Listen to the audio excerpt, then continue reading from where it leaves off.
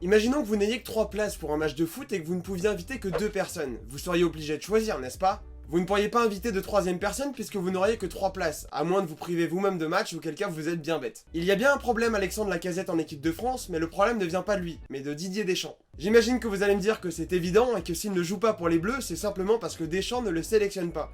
Mais sauriez-vous me dire pourquoi il n'est pas sélectionné? J'ai peut-être la réponse.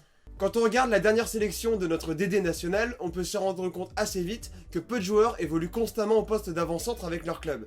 Seuls 2 d'entre eux sont dans ce cas-là, à savoir Olivier Giroud et Wissam Ben Yedder. Pour tout le reste des attaquants, ils ne sont pas sélectionnés par Didier Deschamps pour jouer avant-centre, et même si certains comme Mbappé peuvent évoluer dans l'axe, ce n'est pas leur poste de prédilection. Le problème avec Alexandre Lacazette, c'est donc son poste. Si on se réfère aux données de Transfermarkt, on se rend compte assez rapidement que le joueur d'Arsenal est utilisé constamment pour jouer dans un rôle de neuf. Il n'a d'ailleurs pas évolué à un autre poste avec son club depuis le 5 novembre 2017 et une défaite 3-1 contre Manchester City. En équipe de France, sa place serait donc logiquement la même, mais le problème c'est que Didier Deschamps ne se réserve que 2 attaquants de pointe dans ses sélections. Et comme dit précédemment, le seul à qui il arrive parfois de jouer avant-centre avec son club est Kylian Mbappé.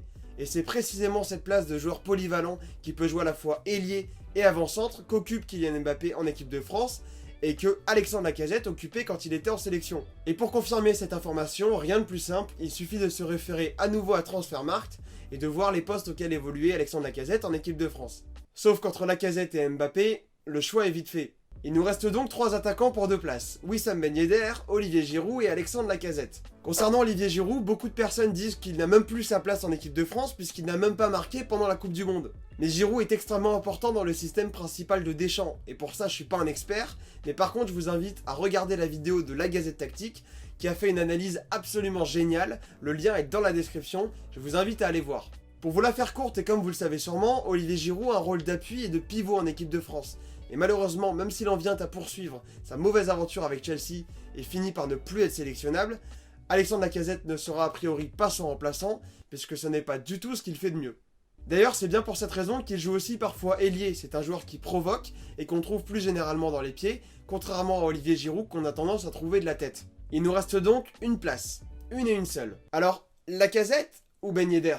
Pour répondre à cette question, le mieux est encore d'analyser les données de performance de ces 2 joueurs afin d'être les plus objectifs possibles. Et comme vous pouvez le constater, Wissam Ben Yedder est nettement au-dessus d'Alexandre Lacazette, que ce soit sur la participation au but inscrit de son équipe, comme sur le temps de jeu. En plus de ça, leurs données statistiques en équipe de France penchent aussi en la faveur du Monégasque. Avec les Bleus, Ben Yedder a joué 7 fois et mis 2 buts, tandis que Lacazette a déjà joué 16 fois pour seulement 3 buts.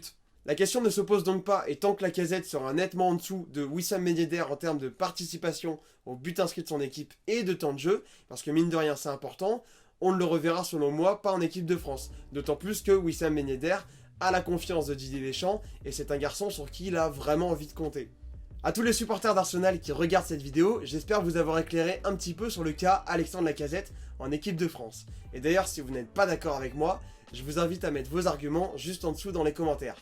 Merci à tous, c'était Raphaël Forgue pour Salut les sportifs, ciao!